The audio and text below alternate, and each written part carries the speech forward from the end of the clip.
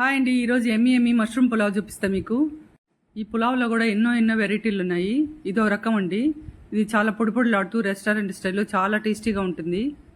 అయితే ముందుగా వీటికి కావాల్సిన పదార్థాలు చూద్దాము. 1/2 KG basmati rice, 1 cup mushroom, ఒక 4 టమాటాలు, అలాగే ఆయిల్, కట్ చేసిన ఉల్లిపాయలు 4, పచ్చిమిర్చి చీలికలు 6, జీడిపప్పు, పెరుగు, రుచి తగ్గ ఉప్పు, గరం మసాలా, నెయ్యి, కారము, పెద్ద సైజు నిమ్మకాయ 1, అలానే బిర్యానీ ఆకు 3, షాజీరా 1/2 టీ స్పూను, యాలక్కాయలు 4 తీసుకున్నాను, లవంగాలు, దాల్చిన చెక్క, కొత్తిమీర, పుదీనా తీసుకున్నాను. ఇవన్నీ రెడీగా పెట్టుకోవాలండి. ముందుగా ఈరోజు నేను 1/2 కేజీ బాస్మతి రైస్ తీసుకున్నానండి. ఇప్పుడు ఈ రైస్ని శుభ్రంగా 2 సార్లు కడుక్కోవాలి. ఇది కడిగిన తర్వాత ఇందులో 1 గ్లాస్ వాటర్ పోసి ఒక 1/2 అవర్ వరకు నానబెట్టేసుకోవాలండి. నెక్స్ట్ ఇప్పుడు మష్రూమ్ కూడా వాటర్లో వేసి శుభ్రంగా కడుక్కొని పక్కన పెట్టుకుందాం. ఇది ఒక 200-250 గ్రామ్స్ ఉంటుంది ఈ మష్రూము. ఈ పులావ్ కోసం ఫ్రెష్గా ఉండే మష్రూమ్ తీసుకున్నాను. పైన నల్లగా డాట్గా ఉంటాయండి, అవన్నీ శుభ్రంగా క్లీన్ చేసేయాలి. నెక్స్ట్ ఇప్పుడు శుభ్రంగా క్లీన్ చేసుకున్న మష్రూమ్ వాటర్ అంతా తీసేసి ఒక గిన్నెలోకి తీసుకొని ఇప్పుడు మరీ పెద్దగా ఉన్నటివి నిలువుగా 2 కట్ చేసేసుకుందాము. ఇలా అన్ని కట్ చేసుకొని రెడీగా ఒక పక్కన పెట్టుకుందాం.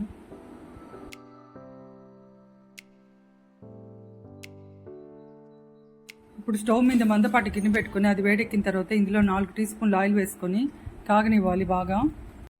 ఈ ఆయిల్ బాగా వేడెక్కిన తర్వాత ఇందులో ముందుగా మనం పలుచగా పొడవుగా కట్ చేసుకున్న ఉల్లిపాయలు ఉన్నాయి కదా, అవి కూడా వేసేసి బాగా సన్నని మంట మీదే బాగా వేపుకుందాము. ఇప్పుడు ఇందులో 1 టీ స్పూన్ కానీ 2 టీ స్పూన్లు కానీ నెయ్యి యాడ్ చేసుకోవాలి. ఇది ముందుగా కూడా యాడ్ చేసుకోవచ్చండి. ఇప్పుడు మనం మీడియం ఫ్లేమ్ మీద ఈ ఉల్లిపాయలను మంచి గోల్డెన్ బ్రౌన్ వచ్చే వరకు బాగా వేపుకుందాము. ఈ ఉల్లిపాయలు 30% వేగిన తర్వాత ఇందులో జీడిపప్పు కూడా వేసేసుకొని సన్నని మంట మీదే బాగా వేపుకోవాలి. ఉల్లిపాయలు వేగేటప్పుడు మనం కొంచెం కానీ ఉప్పు వేసామంటే ఈ ఉల్లిపాయలు త్వరగా వేగిపోయి మంచి కలర్ వచ్చేస్తాయి. ఈ ఉల్లిపాయలు మంచి కలర్ వచ్చి గోల్డెన్ బ్రౌన్ వచ్చిన తర్వాత ఇవి వేగిపోయినట్టు లెక్క. ఇప్పుడు వీటిల్లో 50% వరకు ఒక గిన్నెలో తీసి పెట్టేసుకుంటాను.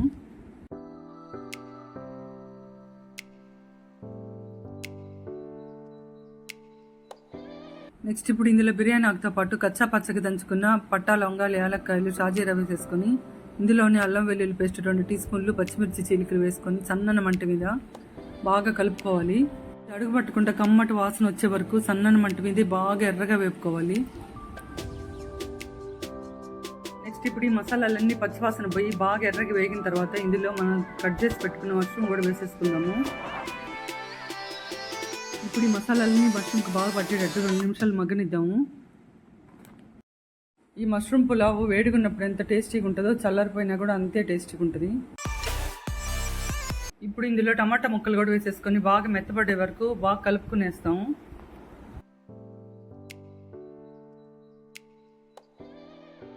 అలాగే సన్నని మంట మీదే ఈ మూత పెట్టి టమాటాలు మగ్గిన దాకా 1 నిమిషం మూత ఉంచి తీసేయాలి.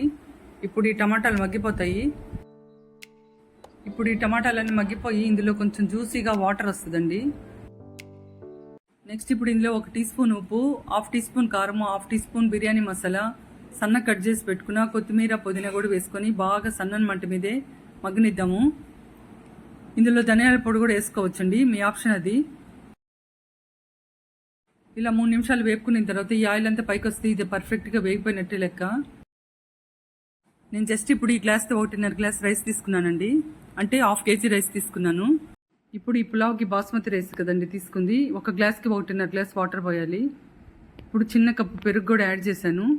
ఈ పెరుగు యాడ్ చేసి బాగా కలుపుకోవాలి. ఇందులో పెరుగు యాడ్ చేయడం వల్ల మష్రూమ్లో మంచిగా మాయిశ్చర్ రావడం కాకుండా టేస్ట్ కూడా యాడ్ అవుద్ది.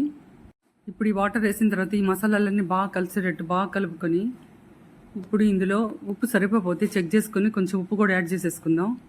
ఇప్పుడు దీనికి మూత పెట్టేసుకొని 5 నిమిషాల వరకు ఎసరంతా బాగా తెల్లే వరకు ఉడకనిద్దాము. ఇప్పుడు ఎసరంతా బాగా తెల్లిన తర్వాత ఈ మూత తీసేసుకొని ఇప్పుడు మనం నానబెట్టుకున్నాం కదా ముందుగా రైస్, ఆ రైస్ని కూడా ఇందులో యాడ్ చేసేసుకుందాం.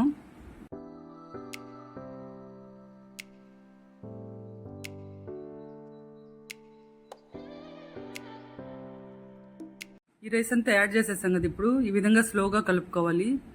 ఈ రైస్ అంతా వేసిన తర్వాత గరిటతో ఎక్కువసేపు కలపకూడదు. ఇలా కలపడం వల్ల రైస్ విరిగిపోయి ముద్దగా అయిపోతుంది, రైస్ పొడి పొడిలాడదు. ఇప్పుడు మూత పెట్టి 10 నిమిషాలు మీడియం ఫ్లేమ్లో ఉడకనిచ్చుకోవాలి. ఇప్పుడు ఈ రైస్లో మసాలాలంతా 10 నిమిషాలు ఉడికిన తర్వాత ఇప్పుడు మూత తీసేసుకొని చిన్నగా ఒకసారి కలుపుకోవాలి. ఈ రైస్ అంతా ఇప్పుడు ఈ మసాలాలన్నీ పట్టేటట్టు ఒకసారి కలుపుకున్నాం కదా. ఇప్పుడు మళ్ళీ ఒకసారి మూత పెట్టుకొని సన్నని మంట మీదే ఇంకో 10 నిమిషాలు ఉడకనివ్వాలి. అలాగే ఫైనల్గా ఇంకోసారి రైస్ అంతా బాగా కలిసేటట్టు స్లోగా తిప్పుకుందాము. ఒక్కసారి కలిపితే చాలు. ఇలా కలుపుకున్న తర్వాత ఇందులో మనం తీసి పెట్టుకున్న నిమ్మరసం కూడా యాడ్ చేసేసుకుందాం.